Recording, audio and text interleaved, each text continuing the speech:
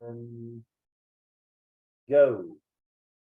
Hi, everybody. Stephanie Garrett here with eXp Realty, and I am delighted to bring to you today Kelly Dooley with Cardinal Finance. Is it Cardinal Finance or Cardinal Financial? Financial. Financial, there you go. Today, we are going to be discussing the process of getting approved for a home loan. So this is one of 3 parts, and so today is session 1. All right, thanks, Stephanie. Appreciate you having me on. So, yes, everybody, Kelly Dooley, Cardinal Financial, and I'm sitting here to talk about what's it take to get approved for a home loan. A lot of people out there want to buy a house, they're interested, and they just don't know where to start, what the process looks like, how much do I need to save up, etc. So that's what we're going to cover today. So, and we're all held to the same government guidelines, okay? The government has guidelines that we have to adhere to. And I'm going to cover those basics. So it's pretty simple, okay, guys?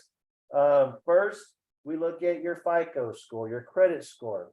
And just for, the easiest path is 620 credit score, okay, guys? So you got to have at least a 620 or higher. Can we go below that? Yes, but it's not really advisable. So try to shoot for that 620 or higher. And if you're married or you're buying a house with somebody, we're going to take the lower of the 2 scores. Okay. We all know you may know there's 3 credit bureaus. We take the middle score. Okay. So high, low, middle. And if there's 2 people, we're going to take the lower of the 2 scores. So 620 or higher. So that's number 1. And there's a lot of people out there that monitor credit. I get it, Credit Karma, etc. It's a great free service. It's not the most accurate. So if you're on Credit Karma, I recommend all my buyers shoot for about a 675 on Credit Karma, because it's usually 30 or so points lower than it really is. Because lenders have their version, car dealers, credit cards, banks. So if you're on Credit Karma out there, 675. Okay. So number 1, FICO score, 620. Number 2, work history. Okay. We go back 2 years, and that doesn't mean the same job for 2 years. It just means consistent work for 2 years. You could have 4 or 5 jobs in that 2-year time frame. But as long as it's fairly consistent with minimal gaps, we can get you approved. And that's also important. Please note that that's 2 years of W-2 and 2 years of 1099. If you're 1 year at a W-2 job and you leave and go work for another company and they 1099 you, the clock's going to start over. Okay. So there are cases, yes, where we can kind of work around. If you were a 1099 for a certain employer and they switched you to a W-2, yes, we could probably work around that. So yes, there are cases, but just for today's sake, to keep it simple, 2-year work history, 1099 or W-2. Okay. And a lot of people ask me, well, what if I switch industries? I was a teacher for one of those years, and now I'm a salesman for an alarm company. Great question.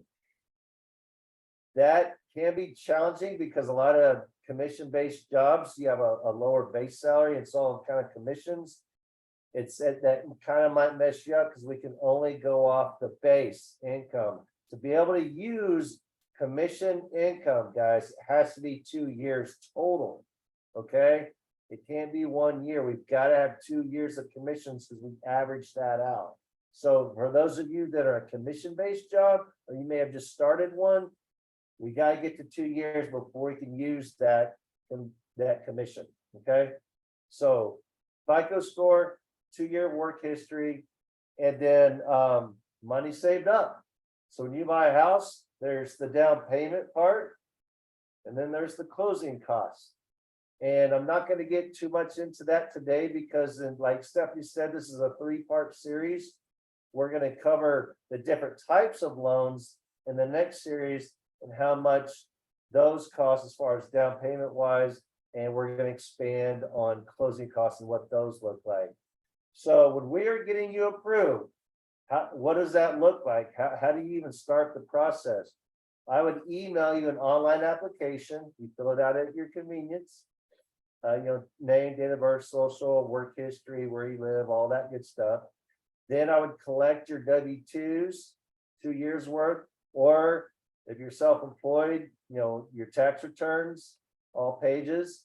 I would collect 30 days of paychecks, and kind of, if you have an idea of where you're looking at or how much money you have saved up. Okay. That's what it looks like. Once you fill out the application, I get notified that you fill it out. And once I get all your documents, I can get you an approval that day. It just takes a day or two. Okay. Because we do verify employment, that kind of stuff. When we give an approval, and Stephanie knows, it's gold. You're approved. You've been vetted. Because when you want to go find a house, that listing agent is not going to accept your offer unless you've been properly vetted and approved. Okay, that's important to know. And the number one question is, well, how much house can I afford? Well, I want this and this and this. Well, I can tell you the way we do it is I figure out your gross monthly income, whatever that is, and then deduct your car payments, minimum credit card payment. We don't care what the balance is. What's that minimum payment?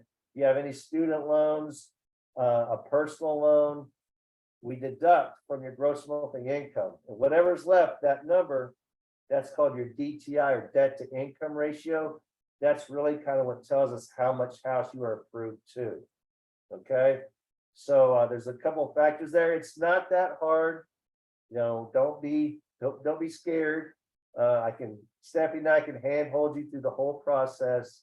But that's really about, in a nutshell. Again, to recap: FICO score 620, 2-year work history, consistent work, and then how much you have saved up.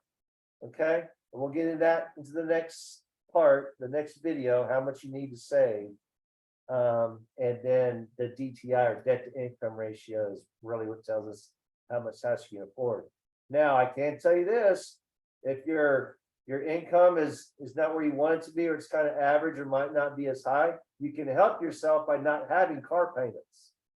Buy a car, and a lot of us, get rid of that car payment. That's one of the biggest debts someone has when they're trying to get approved. Or credit cards. Obviously, those are debts, but try to minimize your debts. That'll help your buying power. Okay. And if you are buying a car and you have 10 months or less, we don't have to count that debt. So if you're buying a car and you're working your way down at 10 months or less, we don't have to count it at all. So that's something else to know there. But that's really all I have right now, Stephanie. I mean, I can kind of tell them as a teaser for the video too. Well, oh my gosh, he didn't say how much to save up and this and that. I can tell you, down payment, we'll get into it, 3.5% or 5%, depends on the loan, times the price of the house. Okay, then the closing costs, you're looking at 10, 12, 15,000, something like that. But again, we'll expand on that in the next series. But Stephanie, did you have any questions? Did I get everything? I think you touched on pretty much everything. I know that one of the things that has crossed my path on multiple occasions is when it comes to the work history. Say you've got someone who has been in school to become a teacher, and now they are a teacher and they've worked for 1 year, but they went to school for more than 1 year. How does that work for people in that industry? Great question. We can go off the 1 year. We would require your college transcript to prove that you did graduate. So that would be kind of one of those, the 1 year to take place of the 2 years, right? So 1 year that, and we would use your offer letter from whatever ISB you're working at to show that that's going to be your income. And yes, we can go off of that. So there are other ways that you can look at history and work something out with people in different industries, depending on where they're coming from. Absolutely. There's always kind of some exemptions and loopholes. The bottom line is if you're ready, you're ready. Get with me and Stephanie and we'll figure it out. And if we can't do it right away, we'll give you a plan. At least you know that. And don't worry, we'll figure it out for you. Very good. Well, I appreciate you popping on here with us today, Kelly. Always you have so much good information, and I thank you for your time. My pleasure, Stephanie. We'll see you for video 2. And that will be, again, the different types of loans. And we'll get more into the nitty gritty of how much you need to save up. Over and out.